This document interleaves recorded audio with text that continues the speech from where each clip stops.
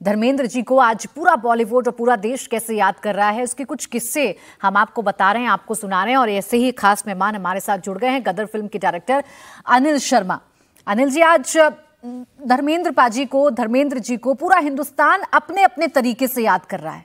मैं आपसे पूछूं, आपका अनुभव उनके साथ है, उनके बेटों के साथ है, आज आप कैसे धर्मेंद्र पाजी को याद कर रहे हैं? मेरे लिए तो पूरा सफर ही धर्म जी था। कैरियर की शुरुआत उनसे ही हुई थी। मैंने तो जीवन में पहली फिल्म भी जो देखी थी कभी बचपन में, जब मैं 8-10 साल का था, तो स्क्रीन पे जो पहला हीरो देखा था वो धर्मेंद्र था। मैं नहीं जानता था ये यही कोई कार्मिक कनेक्शन होगा। और जब मैं बर्निंग ट्रेन में असिस्टेंट बना तो वहाँ भी जो हीरो थे वो धर्मेंद्र ही थे। और धर्म जी के साथ इतनी यादें, इतनी दुनिया जुड़ी हुई है कि मतलब मैं बोलना चाहूँ तो 2, 4, 5 दिन बोल सकता हूँ धर्म जी के ऊपर, इतना कुछ है मेरे पास। और बर्निंग ट्रेन की उनके साथ, फिर एज ए असिस्टेंट, फिर पहली फिल्म की उनके साथ हुकूमत, फिर एलानी जंग, फिर तहलका, फिर फरिश्ते, फिर पुलिस वाला गुंडा, फिर अपने तीनों ड्यूल्स के साथ, फिर बेटों के साथ भी की, सनी देओल साहब के साथ गदर, द हीरो, अब बॉबी के साथ अब तुम्हारे हवाले, बॉबी के साथ अपने, और फिर सिंह साहब द ग्रेट, अब जाके गदर 2। तो मेरा तो बहुत लंबा सफर है इस परिवार के साथ। तो क्या क्या किस्सा सुनाऊं आपको, क्या क्या किस्सा सुनना चाहती हैं ये बताइए। ये बताइए अनिल जी, कोई ऐसा किस्सा जो आज आपके जहन में बार बार आ रहा हो, उनका कोई ऐसा डायलॉग, उनकी कुछ ऐसी लाइन जो आज आप बार बार याद कर रहे हो और महसूस कर रहे मैं हो धर्मेंद्र जी को। मैं उनसे आखिरी जो मेरी मीटिंग हुई थी पिछले महीने, वो उसके बारे में जिक्र करता हूँ। बिल्कुल।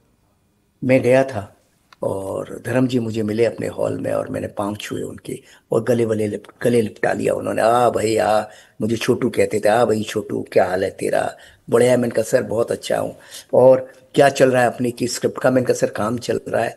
बोले यार अच्छा रोल लिख मेरे लिए, मुझे बहुत अच्छा काम करना है। क्या है, ये महबूबा है मेरी कैमरा, रोज बुलाती है। मैं मैं इसके पास जाना चाहता हूँ, एक बढ़िया रोल कर। मैंने कहा सर सुनाता हूँ सर। एक पिछले कुछ दिनों उनको सुनाया था तो बहुत उसमें आंसू आंसू आए थे उनके। तो बस वो लम्हा मैं भूलता ही नहीं हूँ। फिर बहुत सारी शेर शायरिया, हंसी मजाक, हुकूमत के किस्से, इसके किस्से उसके किस्से होते रहे। हम्म। और किसको पता था कि वो मुलाकात आखिरी होगी? किसको पता था? एक दुख रह गया कि काश समय रहते। इसीलिए आज जीवन में एक चीज, समय रहते समय काम को कर लेना चाहिए। काश आ, मतलब ये हो पाता तो बहुत अच्छा होता, मगर बस नहीं हो पाया। और आज धर्म जी नहीं हमारे बीच, लेकिन वो रहेंगे सदा, है ही हमारे बीच। मैं उनको भूल कैसे सकता हूँ, या कोई उनको कैसे भूल सकता है? हम्म। अनिल जी, आज जब भी धर्मेंद्र जी की बात हो रही है तो उनकी जिंदा दिली की बात हो रही है। युवा पीढ़ी को वो कैसे मोटिवेट करते थे, हर हालात में कैसे संघर्ष करके जीतना है वो बताया करते थे। आपका कोई ऐसा किस्सा हो जिसने आपको बड़ा मोटिवेट किया हो? अरे कितने किस्से हैं, कितने हुकूमत के दौरान के कितने किस्से हैं। वो, मतलब मुझे याद है कि अ, हुकूमत कंप्लीट हुई, धर्म जी कभी प्रेस कॉन्फ्रेंस वगैरह नहीं करते थे। उनको आदत नहीं थी ये सब करने की। तो हुकूमत जब कंप्लीट हुई, हुकूमत का ट्रायल उन्होंने एक एक करके डबिंग करने गए थे चेन्नई में। तो वहां पे मैं डबिंग की रीलें लेके गया, एक एक रील देखते रहे। पूरी पिक्चर उन्होंने देख डाली, डबिंग नहीं की, पूरी पिक्चर देख डाली। और इतने एक्साइटेड हो गए, इतने एक्साइटेड हो गए। और मुझे बोले मेरा प्राइस क्या, मैंने क्या पैसे लिए तेरे से? बोले सर आपका प्राइस एक्स था, अभी कितने दिए? मैंने कहा वाई दिए। बोले वाई को अब तू भूल जा, बस तूने मेरे को बढ़िया पिक्चर बना दी है। अब मुझे जो दूसरे और तेरे पैसे देने हैं, वो मुझे नहीं चाहिए, हो गया बस।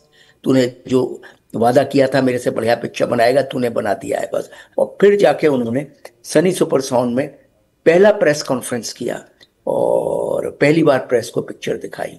और उन्होंने एक लेटर लिखा प्रेस में कि 27 साल के कैरियर में धर्मेंद्र का पहला दावा। और ये लेटर हर हर हर अखबार में छपा था, उन दिनों तो कोई टीवी यूट्यूब ऐसा होता नहीं था। टीवी होता था मगर यूट्यूब वगैरह तो कुछ होता नहीं था, सोशल मीडिया होता नहीं था। तो मुझे लगता है कि हुकूमत पहली फिल्म थी जिसका किसी एक्टर ने प्रमोशन किया था। नहीं तो उस उन दिनों एक्टर प्रमोशन करते नहीं थे, उनको पता ही नहीं लगता था। एक एक साल में छः छः सात सात फिल्में आती थी, कौन किसको प्रमोट करेगा। धर्म जी का क्या था कि धर्म जी की सात सात छः छः फिल्में एक साल में हिट होती थी। हर तरह की फिल्म होती थी। एक तरफ राजखोसला की फिल्म है, एक तरफ ऋषिकेश मुखर्जी की फिल्म है, एक तरफ गुलजार की फिल्म है, एक तरफ प्रतिज्ञा है, एक तरफ शोले है। तो हर तरह की फिल्म आती थी उनकी। एक तरफ रोमांटिक फिल्म है, क्या उनके एक से एक उनके गाने।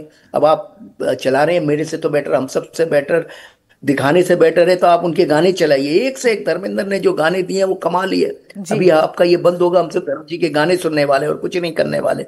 धर्म जी की फिल्में देखने वाले हम 3 4 दिन, हमारा यही काम है। क्योंकि उन्हीं यादों में रहना है, उसी उन्हीं के संग जीना है अभी, और कुछ नहीं करना। क्योंकि मेरी तो पूरा जीवन ही वो थे। जी, कैरियर वहीं से शुरू हुआ, और आज ऐसा लगता है जैसे कि कुछ है ही नहीं। बिल्कुल ठीक तो कह रहे हैं आप अनिल जी। आज तो यादों बड़ा की बारात में हम सब डूबे हुए हैं। बस। आज तो उनकी यादों की बारात ही है जो हम सब तो देख रहे हाँ, हैं।